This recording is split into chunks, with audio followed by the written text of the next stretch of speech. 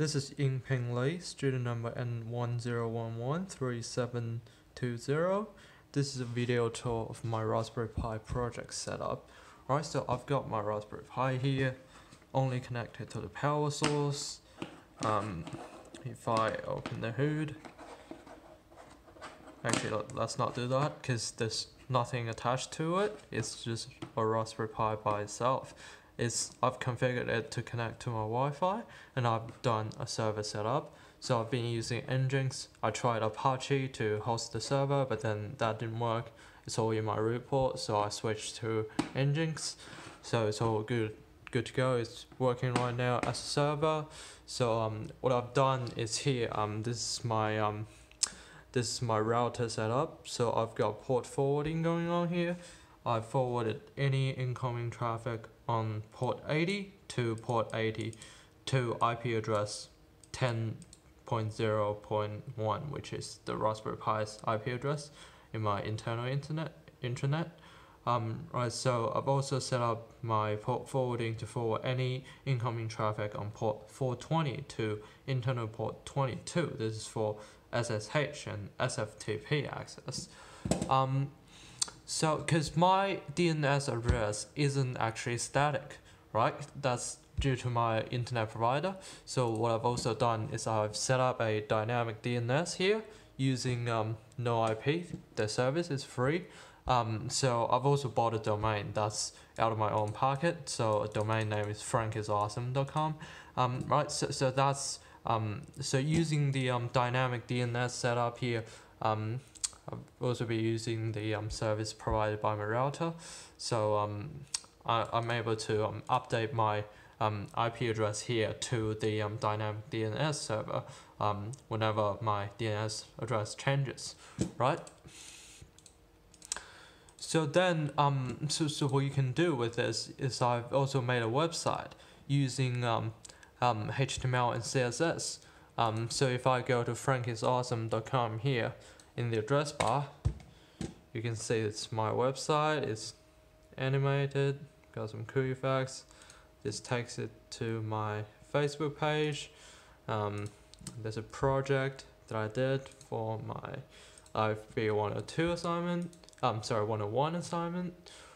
Right. So this is the website, and the website's code you can find. This is all attached to the report, right? All the codes and so HTML and CSS, you can find them all in my report. But basically, so I've got my index HTML file here and my CSS file here. Been using CSS Grid to set up all the details in the report. So this is just my code here. Then I've also set it up so I could use the port 22 forwarding allows me to access the Pi using this FileZilla software, which is a SFTP file transfer software. So if I go to this setting here, SFTP, then frankisawesome.com, which is my domain, to port 420, which is going to be forwarded to port 22, I'm able to access the file system here of my Pi. So that acts as a NAS service, which is network attached storage, right? So I'm able to put whatever I want onto the Pi. In the future, I might be able to attach some maybe a hard drive that I'm not using to it, right? So using the same port 22, I'm also able to SSH into my Pi instead of the traditional serial cable way. So if I go frankisawesome.com on port 420, right, this setup, open, Pi, I'm able to configure my Raspberry Pi here using this SSH. Note that there's no like serial cable connected, so that's really good, and this all works over the internet, so I can do it. I can configure my Pi from QUT from anywhere as long as I'm connected to the internet, right? So I've also done a sort of a expansion on my server, which is a Plex Media server. So I've downloaded the Plex Media server-side software onto my Raspberry Pi, and so it's all working. It's generating a media library automatically. So if I go to my account, which is already signed up, right, so you'll be able to see that there's only one movie at the moment on my Raspberry Pi, which is Enemy 2013. So you can find this same movie if I go to FileZilla.